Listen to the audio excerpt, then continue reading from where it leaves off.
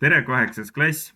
Palun pange tänane tunniteema kirja, mis on jõudude tasakaal ja liikumisoleku muutumine. Liikumisoleku muutumise all on mõeldud siis keha kiiruse muutumine või siis keha kiiruse mitte muutumine.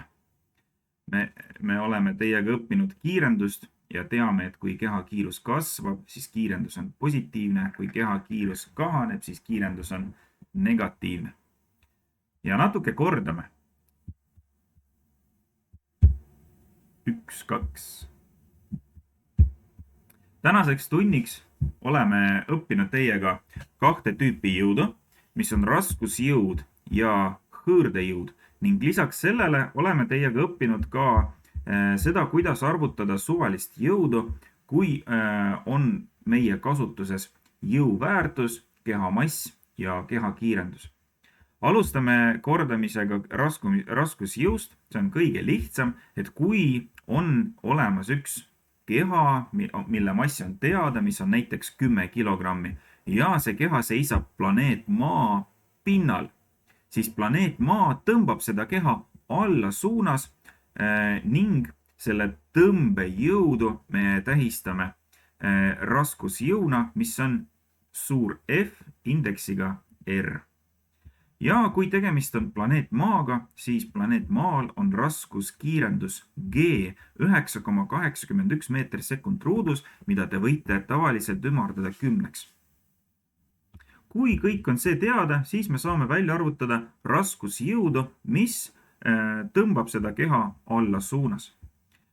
Antud olukorras oleks see keha mass 10 kilogrammi korda raskuskiirendus 9,81 ning raskusjõu väärtus oleks 98,1 newton. See oleks suunatud alla suunas. Teine jõud, mis me oleme õppinud nüüd üle-eelmises tunnis, on hõõrdejõud. Ja hõõrdejõud tekib alati, kui toimub hõõrumine 2 keskkonna või 2 pinna vahel või siis 1 pinna ja keskkonna vahel. Nagu näiteks, kui sa sõidad jalgrattaga teatud kiirusega, suvalise kiirusega, siis sa tunned, kuidas õhk tekitab sinule liikumist takistavat jõudu ja mida kiiremini sa sõidad, seda suurem see jõud on. Selleks, et sinu kiirus ei kahaneks, sa pead sõitmisel hõõrdejõudu või siis sõitmist takistavat jõudu tasakaalustama veojõuga, mida sa tekitad pedaalide väntamisel. Ja 8. klassis hõõrdejõu väärtust ei ole vaja arvutada, seda te peate tegema 10. klassis, aga sinna on veel aega. Ja viimane asi on siis suvalise jõu väärtuse arvutamine, kui on teada keha mass ja keha kiirendus või siis vastupidi. Kui seda valemit nüüd teisendada, siis me võime arvutada välja keha kiirendus, millega keha hakkab liikuma, kui on teada keha mass ja on teada jõud, mis mõjutab seda keha. Me oleme üle-eelmises tunnis vaatanud, kuidas kiirenevad täpselt sama mootoriga väike kerge kart ja raskem Audi, et mida väiksem on mass, et kui jõud on sama, mis mõjutab kahte keha, siis kergem keha hakkab kiirenema suurema kiirendusega ja raskem keha hakkab kiirenema väiksema kiirendusega. Siin oli oluline mõiste inertsus, et mida raskem on keha, seda raskem on teda liikuma panna. Mida kergem on keha, seda lihtsam on teda liikuma panna. Et ole hea, pane palun esimene alapealkiri kirja, mis on jõudude liitmine.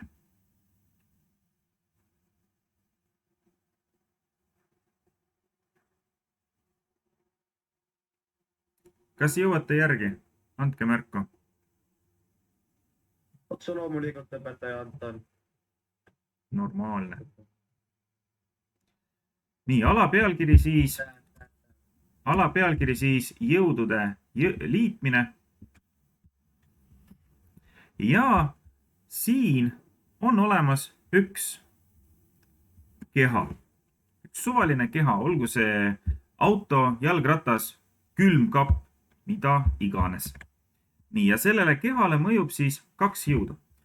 Üks jõud mõjub temale paremas suunas ja teine jõud mõjutab temale vasakus suunas. Jõul on olulised kaks parameetrit. Üks oluline parameeter on see, kui tugev see jõud on. Et seda jõudu võib, näiteks seda külmkappi võib ju lükata nii isa kui ka poeg. Isa suudab seda külmkappi lükata palju suurema jõuga ja poeg suudab seda külmkappi lükata palju väiksema jõuga. See on siis üks asi, mis on oluline, kui suur see jõud on. Teine asi, mis on oluline, on see, kus suunas jõud mõjub. Et kui te olete, kindlasti olete mänginud köie tõmbamise või köie vedamise mängu, kes selles mängus alati võidab? Võidab see, kes suudab seda lippu tõmmata üle teatud piiri. Et kui see lipp liigub üle parempoolse piiri, siis võidab parempoolne võistkond.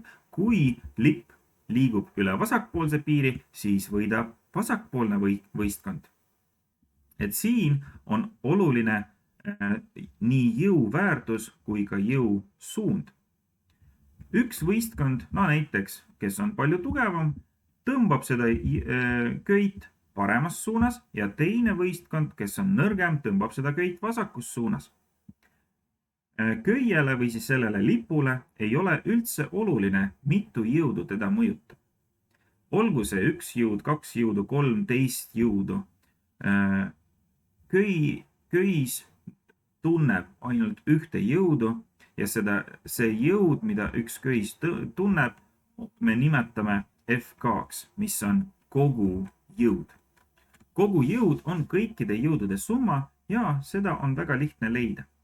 Kui on tegemist jõududega, mis mõjuvad üksteise suhtes täpselt vastassuunas, siis on see valem päris lihtne, et kogu jõud on alati võrdne kõikide kehale mõjuvate jõudude summaga. Et kui on siin teada, et F1, mis on üks jõud, mis mõjub näiteks sellele kehale ja sellel jõu väärtus on 10 newtonit ja see jõud mõjub paremas suunas ja teine jõud F2, mis mõjub vasakus suunas ja see on 2 korda suurem kui F1 ja on negatiivne ehk mõjub vastassuunas, siis kogu jõud on F1 pluss F2, mis on 10 newtonit pluss miinus 20 newtonit ehk 10 miinus 20 ja tulemuseks me saame miinus 10 newtonit, mis tähendab, et see külmkapp ei tunne eraldi kahte jõudu, vaid tunneb seda summaarset kogu jõudu, mis on miinus 10 newtonit. Et see on siis jõudude liitmise teema. Et vahet ei ole, mitu jõudu seda keha mõjutab, on alati oluline ainult nende jõudude summa. Nii, anna märku, kas me võime edasi minna.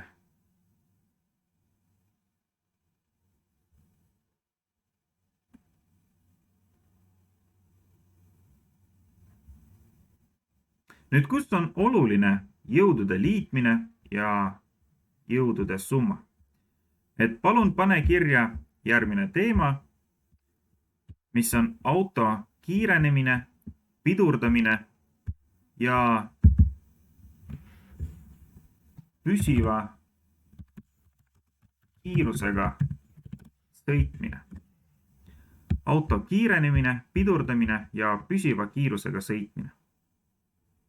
Ja meil on 3 olukorda, üks ja sama auto, aga 3 olukorda. Esimeses olukorras sõidab auto püsiva kiirusega edasi või tagasi, vahet pole. Oluline on see, et kiirus ei muutu.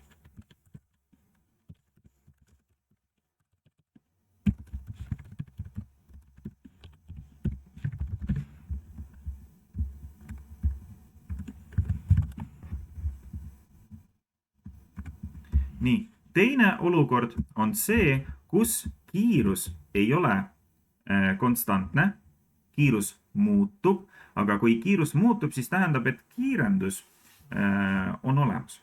Esimeses olukorras, kus kiirus ei muutu, kiirendust ei ole, auto ei kiirene. Kiirendust, kui te mäletate, saab olla nii positiivne kui ka negatiivne ja teises olukorras kiirendus on negatiivne ehk auto pidurdab, pane kirja, toimub pidurdamine. Ja kolmandas olukorras, kus kiirendus on olemas ja see on positiivne, kiirus ei ole ühtlane, kiirus kasvab, siis toimub kiirenemine.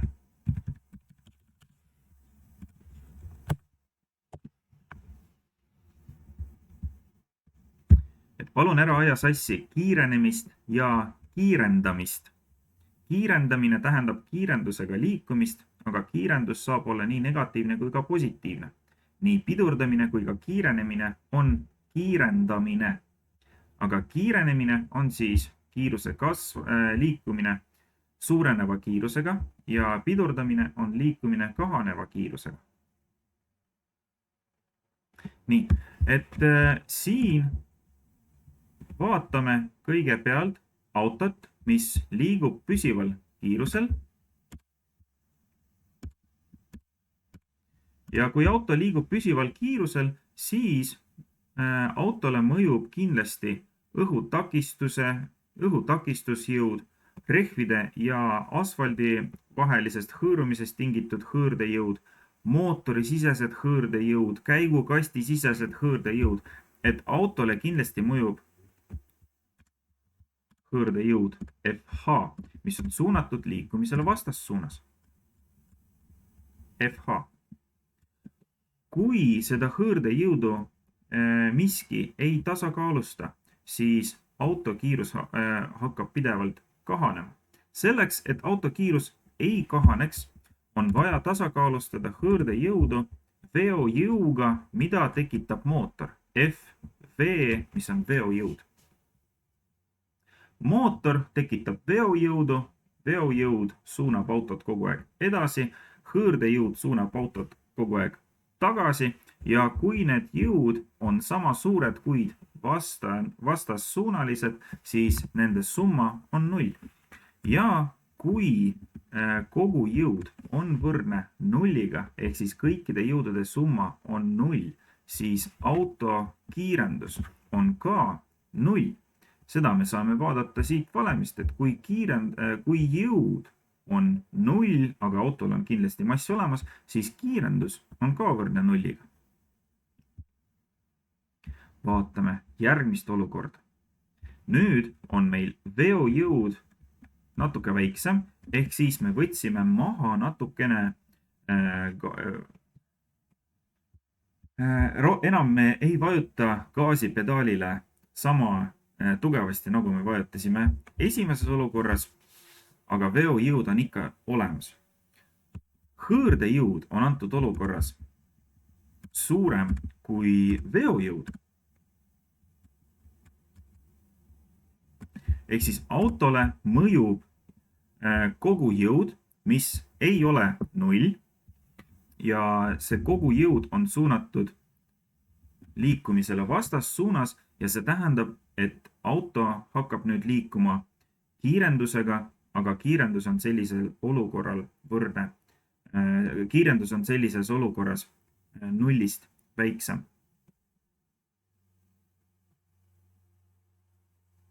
Kiirus on siis muutuv, mis tähendabki seda, et kiirus ei ole konstantne.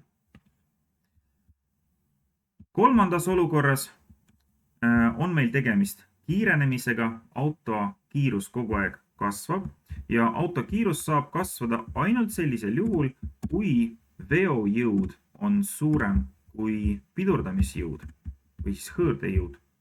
Siin on meil FV, mis on veojõud ja siin on meil FH, mis on hõõrdejõud. Et kui veojõud on suurem kui hõõrdejõud, siis jõudude summa ehk kogu jõud on siis suunatud liikumise suunas ja see tähendab seda, et auto hakkab sõitma kiirenevalt, tema kiirus hakkab pidevalt kasvama. Et veel kord, kui jõudude summa on 0, siis keha kiirus ei kasva. Seismine on ka oluline, et kui keha seisab, siis tema kiirus ei muutu, järelikult kõik jõud, mis kehale mõjuvad, on tasakaalus. Teises olukorras toimub pidurdamine, kus hõõrdejõud on suurem kui veojõud ja kolmandas olukorras toimub kiirenemine ehk veojõud on suurem kui hõõrdejõud. Nüüd ole hea, võta palun lahti tunni kirjelduses olev opiku ülesanne ja vaatame koos esimest võta lahti langevarju hüppaja ülesanne. Ja seal sa näed sellist graafikut.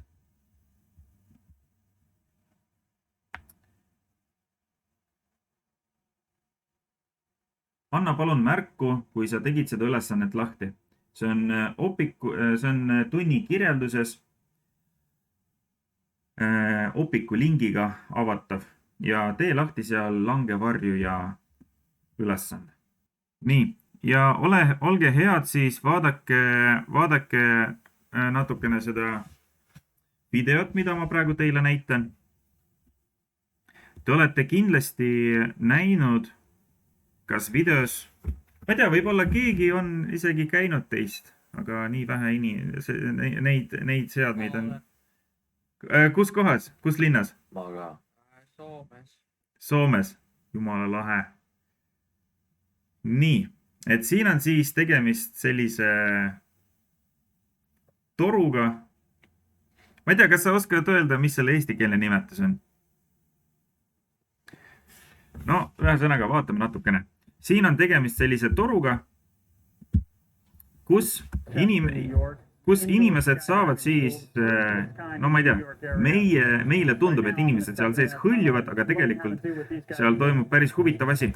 Seal sees puhub nii tugev tuul alt üles suunas, et see tuul tekitab nii suurt hõõrdejõudu inimese kehale, et raskusjõud, mis tõmbab inimest alla suunas, on tasakaalustatud ja inimesel tekib võimalus õhus hõljuda, ehk siis inimese keha enam ei taha allapoole kiirendada, vaid seetõttu, et raskusjõud on tasakaalustatud selle tekkiva õhutakistuse jõuga, saab inimene hõljuda. Probably not going to be as good.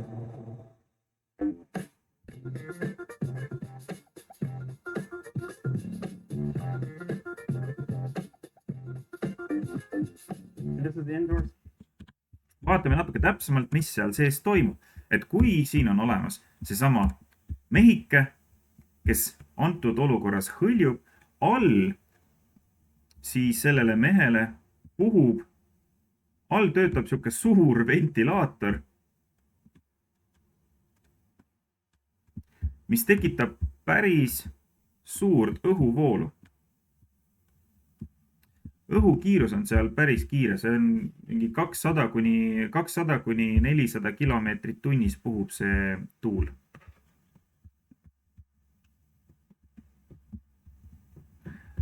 Ja sellele inimesele kindlasti mõjub alla suunas raskusjõud FR. Nii. Kui ei ole mitte ühtegi muud jõudu kui raskusjõud, siis inimene lihtsalt kukub maha. Aga kuna see õhk, mis liigub üles kiirusega, päris suure kiirusega, siis õhk tekitab vastasjõudu. Antud juhul me võime seda nimetada hõõrdejõuks.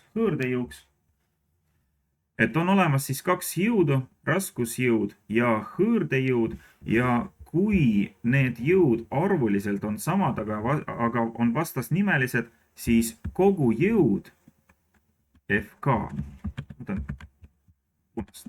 siis kogu jõud FK on siis võrdne nulliga. Ja kui kogu jõud on võrdne nulliga, siis inimene saab hõljuda, mis tähendab, et tema kiirus ei muutu. Kui ventilaator hakkab puhuma tugevamalt, siis hõõrdejõud kasvab ja inimene hakkab liikuma ülespoole. kui ventilaator hakkab puhuma, no pigem turbiin, kui turbiin hakkab puhuma nõrgemalt, siis hõõrdejõud kahaneb ja inimene hakkab liikuma allassuunas. Nüüd vaatame seda langevarjuja ülesannet. Opikus on siis 4 ala, kuhu saab siis kirjutada. Et siin on siis toodud graafik, kus on langevarjuja kiirus. Kiirusühik on meeter sekundis ja siin on 2 telge. Esimene telg, see on siis nii-öelda Y-telg, kirjeldab kiiruse muutumist ja nii-öelda X-telg on siis ajatelg, mis kirjeldab siis sekundite kulgemist. Ja siin on näha, et esimese umbes 12 sekundi jooksul langevarjuja kiirus kasvas. Ja teatud hetkest alates kiirus ei muutu. No siin on mingi 52 meetrit sekundis. Võtame 52 korda 3,6 ja on 187 kilomeetrit tunnis. Miks siin piirkonnas langevarjuja kiirus enam ei kasva? Miks langevarjuja kukub alla ühtlase kiirusega? Et siin olukorras on kindlasti oluline see, et kogu jõud on võrdne nulliga. Just, et siin on oluline see, et kogu jõud on võrdne nulliga, et raskusjõud kogu kukkumise vältel on alati üks ja sama, aga hõõrdejõud on muutuv. Mida kiiremini langevarjuja kukub, seda suurem on hõõrdejõud, aga alguses on langevarjuja kiirus 0, seetõttu alguses on hõõrdejõud väga väike ja mida kiirem on langevarjuja, seda suurem on hõõrdejõud. Ja ühel hetkel hõõrdejõud kasvab täpselt samaks kui raskusjõud ja selles olukorras on kogu jõud võrdne nulliga ning langevarjuja kiirus enam ei muutu. See ongi see sama maksimaalne langemise kiirus. Aga nüüd on oluline, mis pidi see langevarjuja kukub. Kas ta teeb kõhukat või ta teeb peakat? Millises olukorras on siis kiirus suurem, kes ütleb?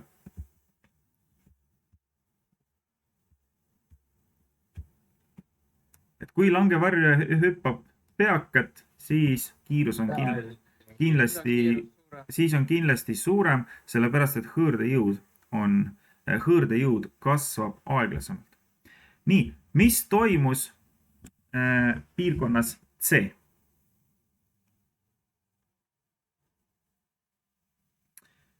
Alast C tegi langevarju hüppaja lahti langevarju ja sellega tekitas ta palju suuremat hõõrdejõudu. Langevari tekitas palju suuremat hõõrdejõudu, ehk siis, kui hõõrdejõud kasvas, siis meie mäletame, et kiirus siis kahanes, jah? Et FK on väiksem kui 0, toimub pidurdamine ja alas D esimeses osas on siis jällegi see langevari hüppaja aeglustus nii palju, et hõõrdejõud ja raskusjõud on jälle tasakaalus ja lõpus siin kohas ta siis jõudis lõpuks maapinnani. Ja esimeses olukorras oli siis raskusjõud suurem. Siia alla suunas mõjub raskusjõud FR ja üles suunas mõjub hõõrdejõud FH.